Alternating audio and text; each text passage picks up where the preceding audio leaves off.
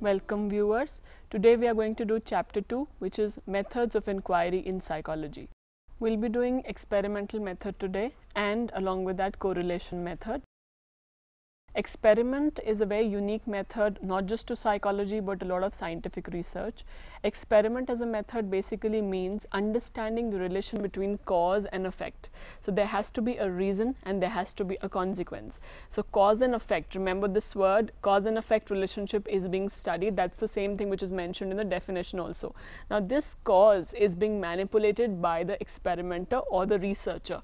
That's the same thing which we call as changing the cause or manipulating the cause. That is the change or the manipulation. Now we have in experimental method the concept of a variable. Variable means anything that varies or takes on different values. Eye color can have different values, hair color can have different values, pens can be of different kinds. That's a variable. So for every research we can have a different variable in different degree and quantity. We have three kinds of variables here: independent variable, dependent variable and extraneous variable.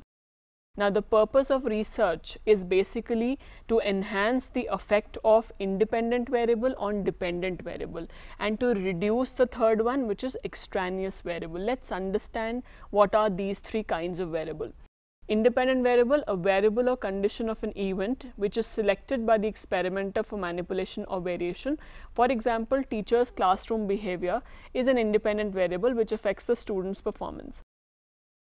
So that is IV, that we call as the cause. If we are trying to use 5 different teaching methods in 5 different classrooms, that is an independent variable. IV, the cause which is manipulated. For instance, when we talk about a study done by Latania and Darley in the Columbia University, now what they did was they tried to highlight that does the number of people present in a room increase the amount of reporting of a smoke. We'll just remember this title. I'll explain that in context of the three kinds of variables and the rest of the experiment. Second is dependent variable. Now what we measure, what we study, the impact that we get is basically the dependent variable. One is the cause which is being manipulated, which is the IV. The DV or the dependent variable is the impact or the outcome, the consequence that we have, which we measure scientifically. The basic idea of experiment is to understand the impact of IV on DV. That is the goal of research. But in case the third variable comes into picture, then it dilutes the study. Dependent variable, a variable or condition of an event on which the effect of IV is observed and measured. For example, the level of anxiety is dependent variable which is affected by the increase in the level of peer pressure. If we increase the peer pressure, that's a cause which is going to increase the amount of anxiety. So peer pressure, anxiety. So peer pressure is the cause, anxiety is the effect. Just remember these words which are important.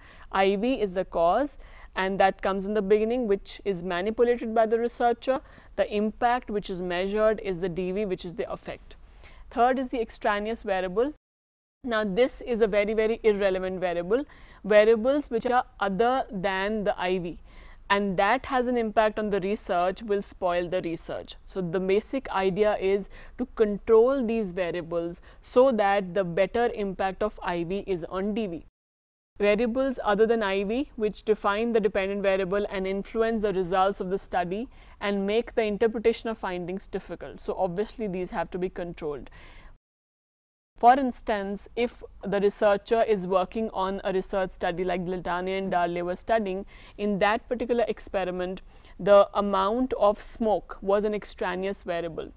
Now, the smoke of different kind, the speed of smoke, all these variables had to be controlled so that in all the rooms the same amount of smoke goes and there's no change in the impact because of the amount of smoke. So that was the extraneous variable. Now to control the impact of extraneous variable, we have 5 techniques. The first technique is known as elimination.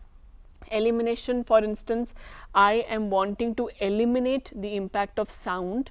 So what will I do is I will develop a soundproof room so that I eliminate totally the impact of this extraneous variable of noise.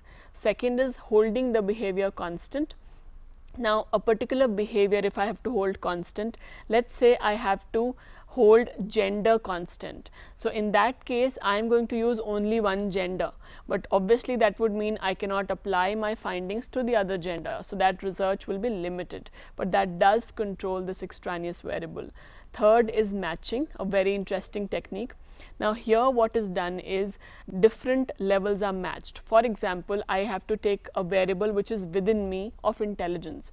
I take 3 groups: high intelligent, low intelligent and average intelligent. Similarly, I pick up for 3 groups, I pick up high intelligent from one, low intelligent from one, average from one. So what I am doing is I am matching the 3 groups, I am picking on from all the 3 groups and matching this variable of intelligence.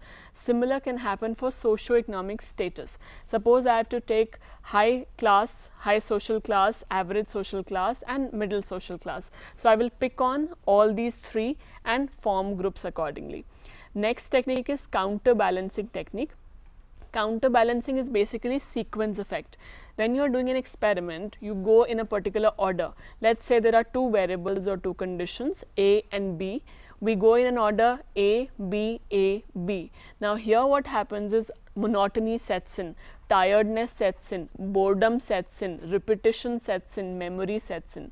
Therefore, to control this sequential variable, we change the order, which is unpredictable. So instead of A, B, A, B, we go A, B, B, A. This obviously will not be predictable.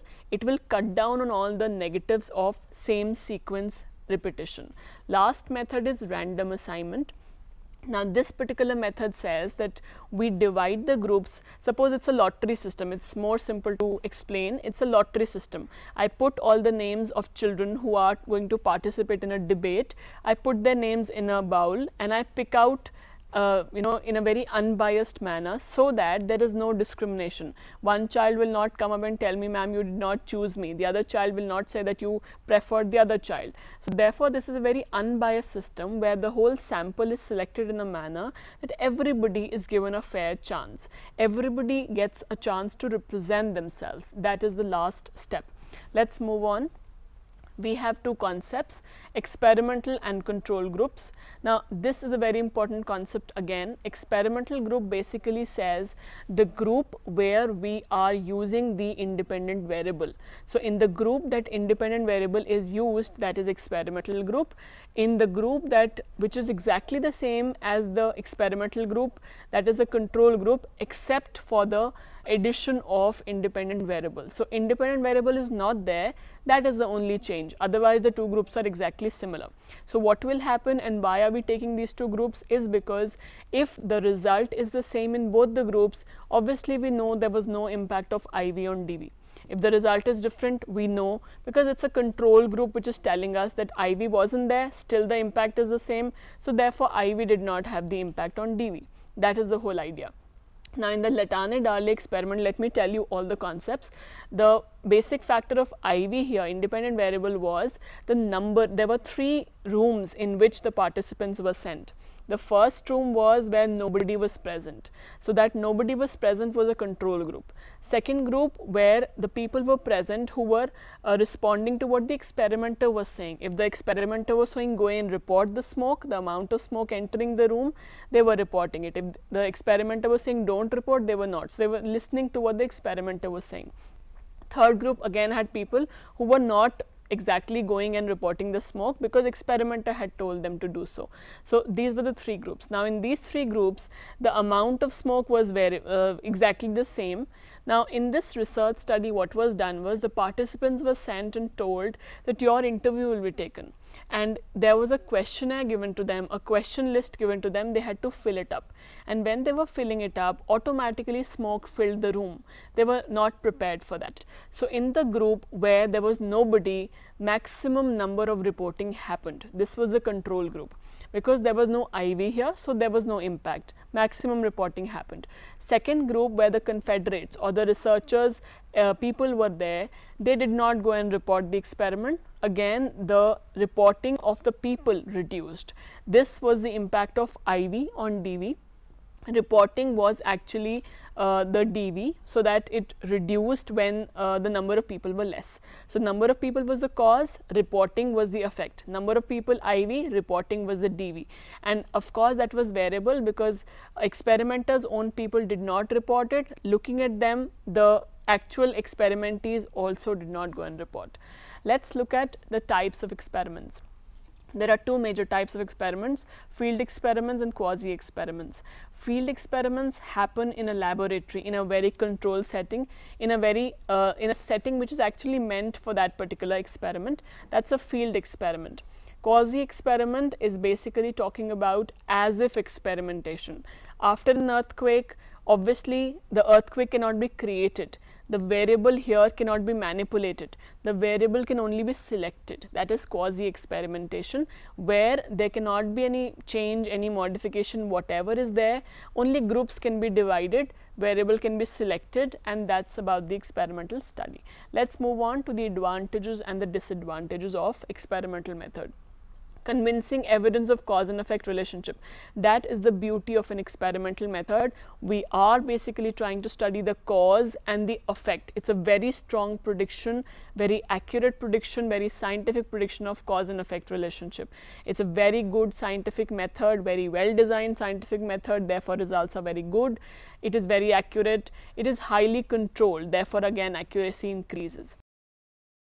Disadvantage, of course, it is very artificial as a method, because here we are getting the subjects in a laboratory, setting certain conditions, we are getting the subjects in a particular place, setting those conditions, so it is very artificial. You may not be applied to the real life setting. That is one major drawback of experimental method.